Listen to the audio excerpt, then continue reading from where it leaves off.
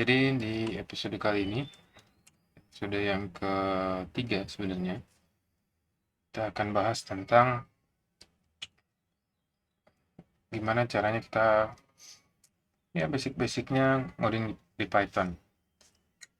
Tapi sebelumnya, saya mau minta maaf dulu di episode sebelumnya endingnya agak kepotong. Jadi ada bagian-bagian yang kepotong, tapi selanjutnya diusahakan nggak ada yang kepotong. Semoga nggak ada. Jadi kalau di video sebelumnya kita udah belajar gimana caranya pakai editor semacam VS Code dan juga Sublime Text. Kali ini kita akan mencoba dulu editor bawaannya Python. Jadi kita pakai idle. Karena kan nggak lucu kalau kita nggak bisa pakai editor bawaannya. Ini kita buka dulu interpreter bawaannya Python. Bukanya gampang. Klik di start, kita cari sini ada idle, namanya idle. Ini kasih namanya dari nama Eric Idle. Eric Idle itu dia itu pelawak ya, pelawak dari Inggris. Favoritnya Guido van Rossum ya. Oke, jadi ini adalah tampilannya ya. Jadi di sini kita bisa ngelakuin apa aja yang kita lakukan di CMD kemarin ya, karena ini sama dengan Python ya. Kita coba print, lalu misalkan oke, jadi di tutorial kali ini pertama kita akan mulai dengan cara membuat variabel. Jadi uh, Python sendiri, ya, itu cara buat variabelnya sangat gampang karena ini adalah bahasa pemrograman yang dinamis. Ya. Jadi kita nggak perlu ngasih tahu tipe data untuk masing-masing variabel. Nah, apa itu tipe data? Jadi tipe data itu adalah sebetulnya tanda pengenal buat komputer ya terhadap apa yang kita tulis di sini.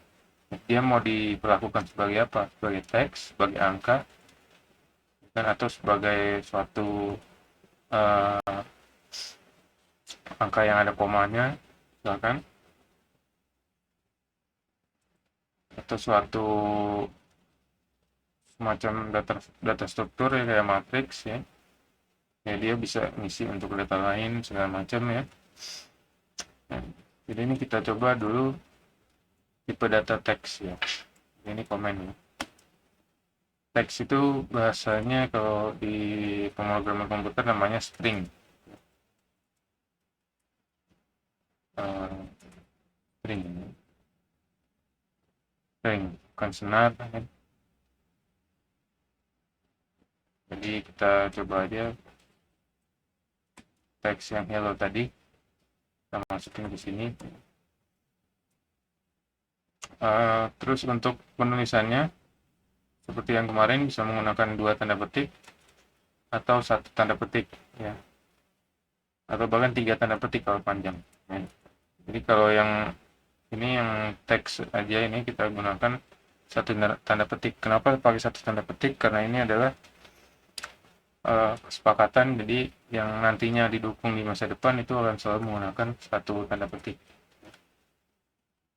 Ini kesepakatan dari pengembangnya Python. Kalau nggak salah di JavaScript juga ini sama. Nah, jadi kita bisa langsung sini panggil text ya.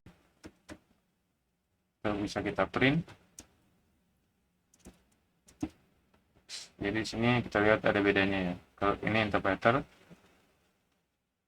dia ngasih tahu bahwa ini adalah string hello ya. Sedangkan kalau di print dia langsung aja hello-nya aja nggak pakai tanda petiknya. Kalau yang teks panjang, teks panjang, teks panjang, Jadi kenapa kita gunakan ini? Jadi ini namanya adalah snake case. Ini adalah kesepakatan juga di Python. Jadi kalau untuk penamaan variabel dia menggunakan snake case, sambung dengan underscore. Kalau di bahasa lain, misalkan di JavaScript atau di bahasa-bahasa pemrograman OOP, biasanya mereka menggunakan camel case seperti ini. Jadi sambungannya, kesepakatannya mereka dengan huruf, dibuat huruf besar misalnya. Kalau di Python ya dengan tanda underscore. Jadi teks panjang misalkan kita gunakan aja yang biar gampang semua aja ya. Ini sepanjang-panjangnya nggak masalah. Panjang-panjangnya nggak masalah, sampai bawah pun nggak masalah. Karena capek ya. Sampai sini aja ya. Ini kalau kita print juga. Nah, ini dia hasilnya ya. Ini adalah teks ya. Jadi tipe data string. Kemudian tipe data berikutnya adalah tipe data angka ya. Tipe data angka di Python itu hanya ada dua macam ya. Tipe data integer ya. Integer ini bilangan bulat tanpa koma. Jadi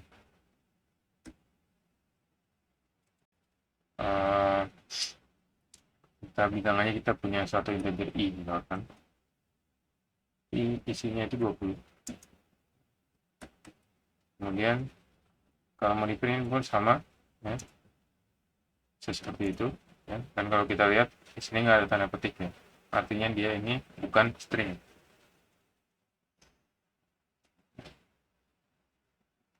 Terus tipe data angka berikutnya adalah ada apa? Nggak ada ya. Adanya float aja. Jadi float ini adalah bilangan pecahan ya. Tipe data float itu bilangan pecahan ya. Pakai koma. Jadi kalau misalkan kita punya satu F misalkan pada di float ya. Ini komanya itu dengan titik 2,50 atau 2,5 aja jadinya ya. Kita print dan muncul seperti ini.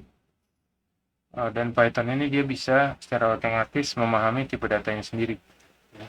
Jadi kalau kita print misalkan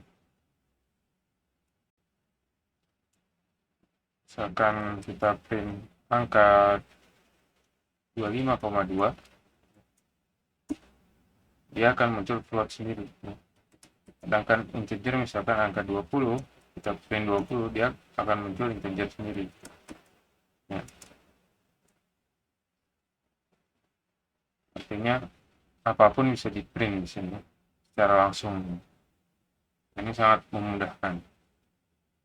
Nah, pasti kita kalau cek apapun ya, cek pertama itu dengan print. Nah, kemudian cara kita ngecek tipe data di Python ya. Cara cek tipe data itu adalah dengan menggunakan fungsi yang namanya type. Jadi cukup dipencet ini type, ini kelihatan ya. Kelihatan bedanya dia warna ungu ya. Type kita masukkan tadi variabel yang udah kita buat, misalkan teks tadi. Nah, di sini akan muncul class str ya. Apa itu class? Nanti kita bahas di bagian OP ya. Jadi ini cukup tahu sampai sini dulu. Yang I juga class integer, kemudian yang F juga float. Kemudian di sini kita juga bisa menggunakan ada yang namanya str, ya kan? Ada yang namanya integer, ada yang namanya float di sini ya. Itu semua adalah tanda dukungan built-in data type yang namanya class-nya masing-masing ini. Jadi kita bisa ngecek juga dengan metode yang namanya isInstance. Di sini bisa kelihatan yang tanda kotak ini. Tanda kotak ini itu menunjukkan bahwa ini adalah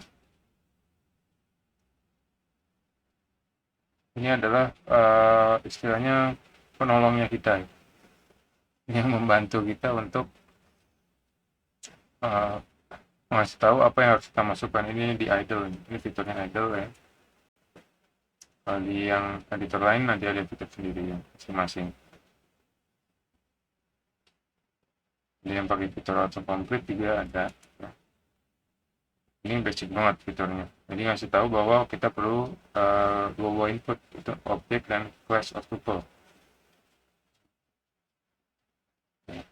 Sedangkan return itu artinya adalah nilai yang dikembalikan ya. Jadi kalau kayak 1 tambah 1 sama dengan 2, itu returnnya dari 1 tambah 1 adalah 2 ya. Itu simpelnya. Jadi kalau di sini ada objek yang misalkan 1, kemudian kita cek dia adalah apakah dia sebuah float, maka false ya. Bukan ternyata. Kemudian apakah satu ini ada integer? Oh maaf, nah ini ada pesan error ya. Jadi name error, name is instance is not defined, artinya nggak ditemukan yang variabel atau tipe data atau fungsi built-in yang namanya is instance, karena yang benar adalah is instance dari kata instance.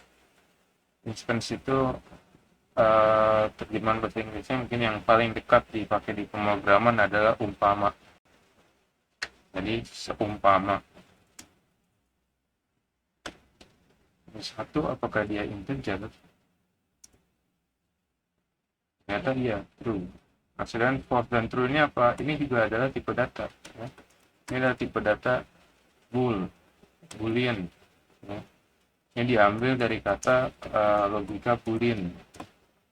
Logika boolean itu adalah logika benar dan salah ya. Jadi dia benar itu adalah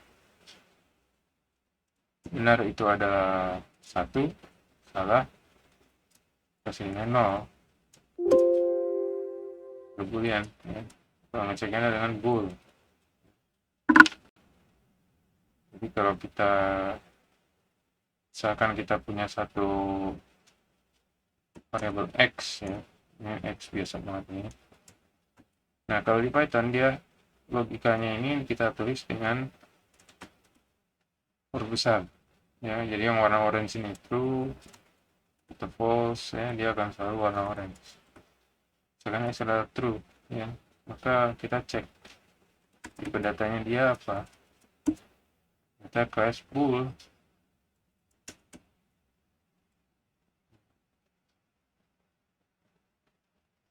maka dia benar ya.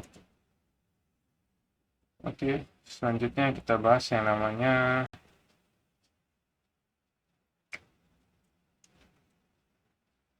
typecasting.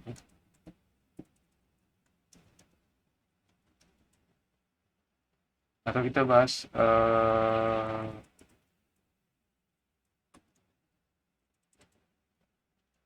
typecasting dulu deh ya, biar simple ya.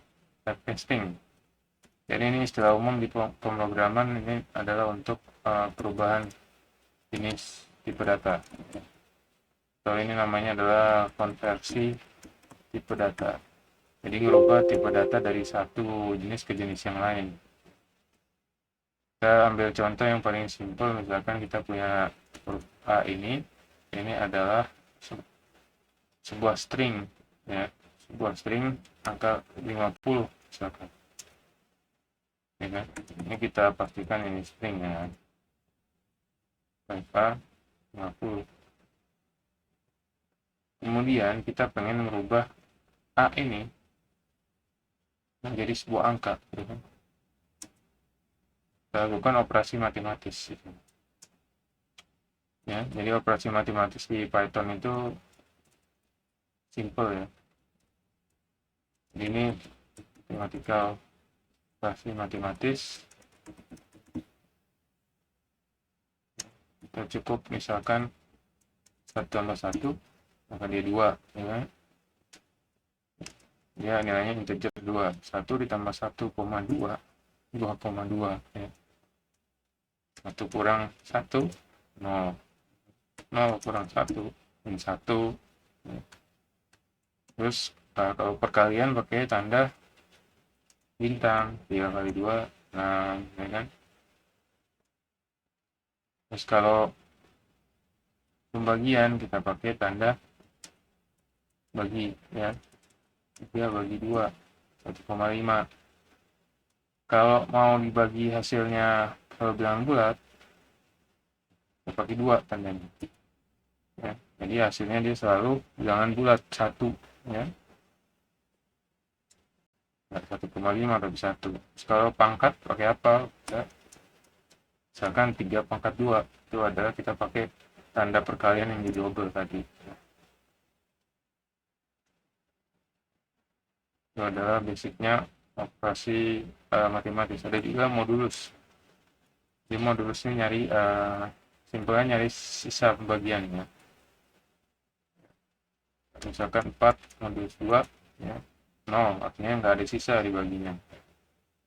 Jadi ini tanda modulus pakai persen. Kalau 3 dibagi 2 ya ada sisa modulusnya 1 ya, 5 ini tadi ya.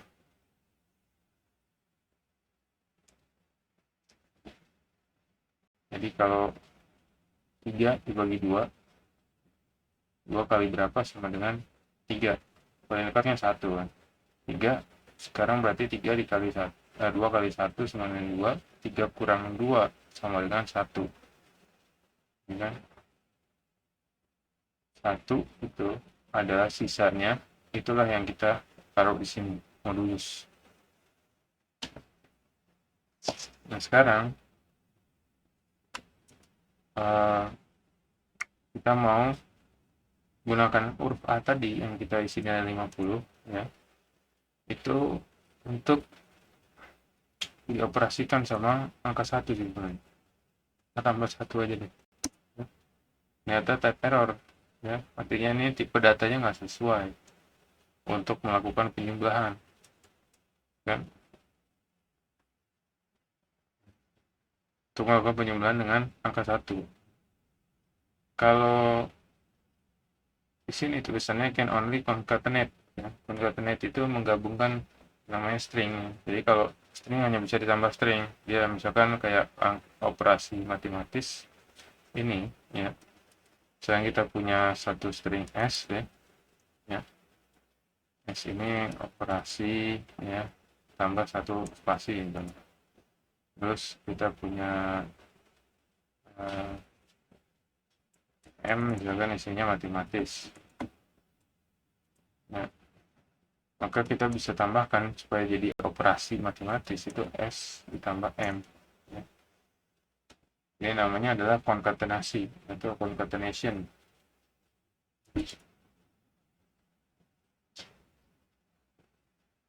Sedangkan huruf A itu adalah string, 1 itu adalah integer, makanya nggak bisa. Tapi kalau tadi kita lihat 1 tambah 1,2 itu bisa, dia otomatis dikonversi menjadi float. Tapi kalau string ya, ditambah sama integer, dia harus dirubah dulu, harus konversi dulu. Caranya gimana? Kita kasih tahu aja bahwa si A ini adalah integer ya kan. Ya kita kalau mau masukin di variabel lain bisa, jadi misalkan ya jadi 50, kalau di variabel sendiri ya bisa ya A, jadi A nya juga 50, jadi sekarang A ditambah 1 hasilnya nilai B tetap ada, tambah 1 lagi, biar nggak bosan kita kurang 1 nih, 49. Oke, sekian tutorial kali ini. Semoga bermanfaat ya. Ini basic banget, kalau yang udah terbiasa ya silahkan di skip aja. Oke, terima kasih.